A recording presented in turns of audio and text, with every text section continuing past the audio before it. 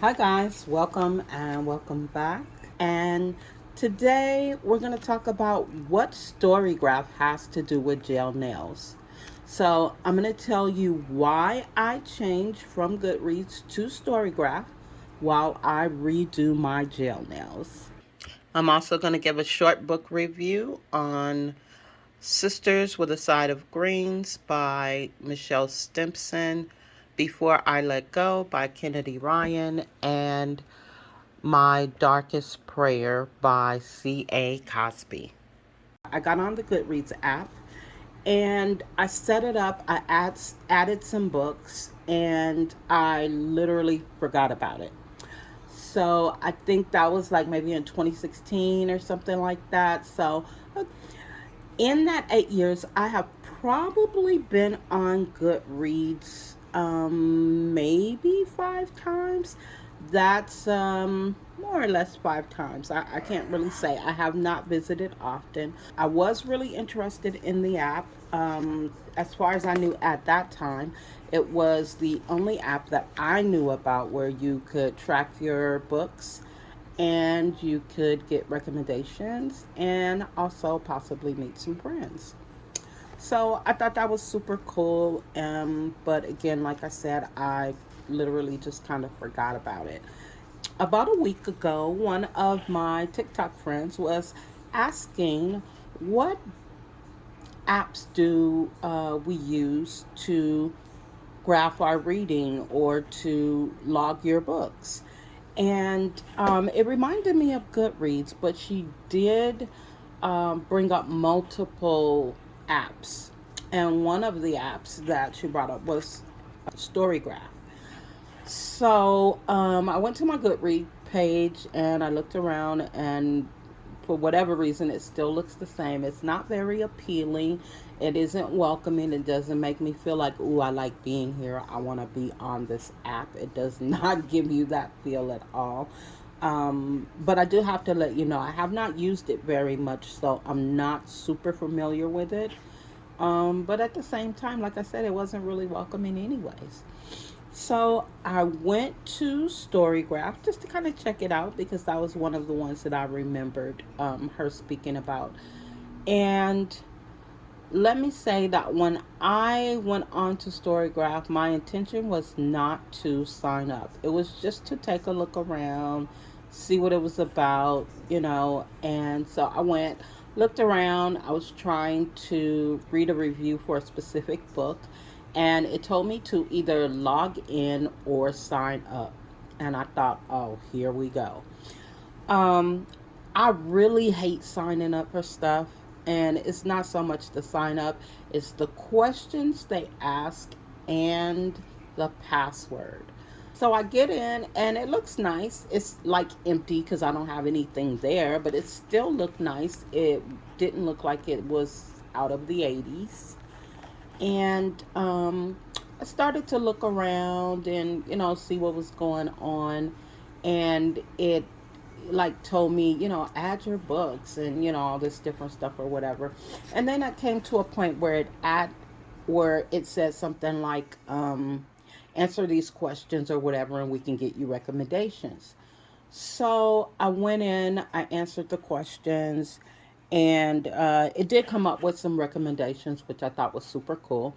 Um, but I have to say, I was a little disappointed, not at the recommendations, but if you did not know, this app is was created by an African American woman, and so after they gave the recommendations, it was like maybe 3 rows of books. I'm gonna guess that it was maybe 10 books on each row, which would have made it about 30 books. Out of the 30 books on the recommendation, I'm gonna say probably only 5 of them were African American. So that was a bit disappointing. I would have hoped to see more African American books up front. I never downloaded the app. It would just pop up. Sometimes I'd go into it. Most of the time I would not. If you have Kindle Unlimited, then at that time, after you read a book, they would take you straight to Goodreads. You cannot go to Goodreads from Kindle Unlimited anymore. You have to go to goodreads.com. I went into the search engine. I put in African American authors. I put in urban fiction authors. Nothing came up. Then I put in African American fiction and urban fiction, and that's when I got a response.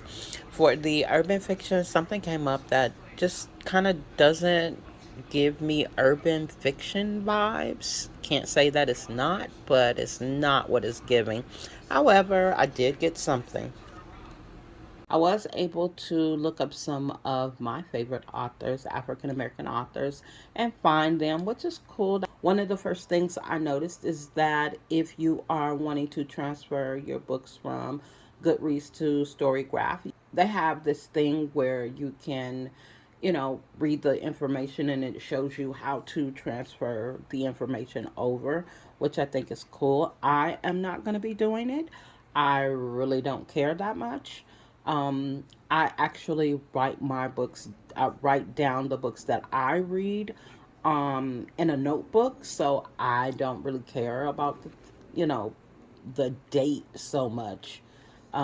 Just more so that I'm logging that I read them. So, yeah, that's not for me. I'm not going to be transferring any books. But they also have a reading challenge. It has different genres of books, and it gives you, for each genre of books, it tells you what the qualifications are. And so the challenge started on January 1st. If I'm not mistaken, it ends in December. I'm not 100% on that, but I believe it ends in December. But they are supposed to be new genres, or maybe genres that are not as popular, I suppose. There was one section that I read where they were not allowing people to do fantasy, but you could do dystopian and sci-fi together, I think it was. And I found that interesting. They had some nonfiction, some fiction, and I'll show that here. And then there is, you can set reading goals. So you can say, I want to read X amount of books in 2024, and you can set that up in there. You can say, I want to read X amount of pages or X amount of words. They have that there, which I think is super awesome. You can track your books, and they also have, if I'm not mistaken, a graph. And so, another thing that they have is they have a plus side where you pay. I want to say, was it $4.99 or $5.99? Whatever it was, it wasn't a lot. Um, but it seemed like the only thing that they're offering for that is to be able to put your books in a graph or to set up a graph. I don't know.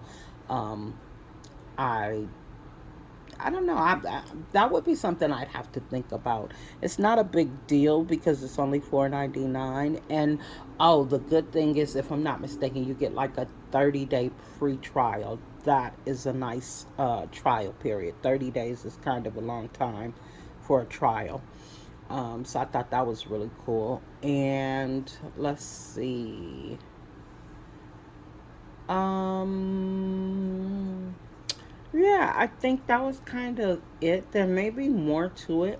Like I said, I was not ready to go in and start adding books and setting up an actual account. I just kind of wanted to take a look at it, but I did set up the account. I have not added any books or anything like that. So overall, I do like the setup. I like the fact that they have the reading challenge. I like that they have the goals that you can set. And so for me, the recommendations were like so so. Oh, you know what? They were so so, but I did come up with one. And they recommended for me a book by an author named Sam Greenlee. The Spook Who Sat by the Door by Sam Greenlee. And that book has so many, they had a lot of good reviews for this book. A lot of people were recommending the book. And so I found it really interesting, but this is my type of book. And so I'm going to be reading that here soon. I don't know when. I have a couple books ahead of that one, but I'm definitely looking forward to it. And so that was my experience on Storygraph. Just a funny little quick story. I was talking with my daughter and I was kind of telling her what I wanted to do because this is new for me. I've never added a video in. And she said, "What is Storygraph?" And I tell her, it's sort of like a book recommendation thing, whatever, blah, blah, blah. And she goes, "And are they paying you?" And I go, "No." And she goes, "Well, why do you want to advertise for them? Advertise to them for free?" And I said, "Well, you don't read books, so it might not be something you get. Maybe other people who are interested in Storygraph. It's just, it's sort of like the book. It's just basically a review." And she goes, "Mom, I don't know. I think maybe you should do something else or maybe add something to the video because, like, I could turn it on, but, like, I'm seriously not interested in that." And so for that, I did go ahead and add the video of me redoing my gel nails. I hope you guys enjoy that. I had no idea that it actually takes me a little over 3 hours to do my nails. And so I did whittle it down as much as I could for you guys, just so that maybe it could be something that you would watch or enjoy. I have not made a video in a couple weeks, and so I wanted to just give you guys a bit of what I've been reading. So I read The Darkest Prayer by S.A. Cosby, which is so good. I mean, his books. I, I think he has some other books. I have not been able to find them on the library, so I may have to purchase those. But I believe he has 5 books that I have had access to. One of them is kind of a futuristic sci fi type thing that I don't know that I want to read, but he's such an awesome author. I have found a new author, and so I am patiently waiting for him to write another book because I have read all of the ones that I've seen, except for the ones that I don't have access to. And then I read a Sisters with a Side of Greens by Michelle Stimpson, which is a Christian fiction book. It is a book about two sisters who are having some issues based on a accident that happened earlier on in their childhood, and so later on in life they are coming back together and working that out. And I thought that was just super sweet. And then Before I Let Go, the famous Before I Let Go. I have heard so many people talk about this book. Now, I tried to read it 2 times before this last time where I actually did get into it.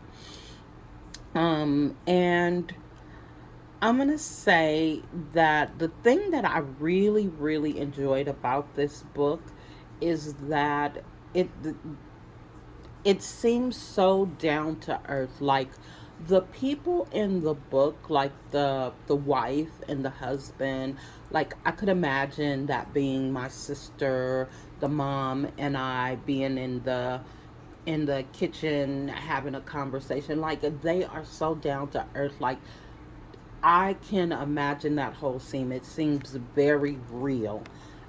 The other thing about the book I found is that about 80% of it was so freaking sad. I was like, people like are people out here wanting to be sad? I don't get it. Like I don't want to be sad. And I don't know that I would have read it if I knew it was gonna be so sad. Um, but like I have heard so much about this book, like probably almost for the last year. This book has been super popular, so I decided to go ahead and read it, and I did, and so it was a good book. It was just super sad, you know. And then Hold You Down by Tracy Brown. I have been reading her books, and her books are so good. Hold You Down is a sad book too, but not sad in the same way. Um, well, is it? I don't know. Maybe I just had more of an emotional reaction to Kennedy Ryan than I did to Tracy Brown, because I guess they're both actually sad books. But I think Kennedy Ryan kind of came out the gate sad. Like with Tracy Brown, you had to build up to those moments where things were happening, that would make you sad. So these are the ones that I wanted to share with you guys. I hope you enjoyed the video. It was a pleasure. So happy to be back. Until next time, see you soon.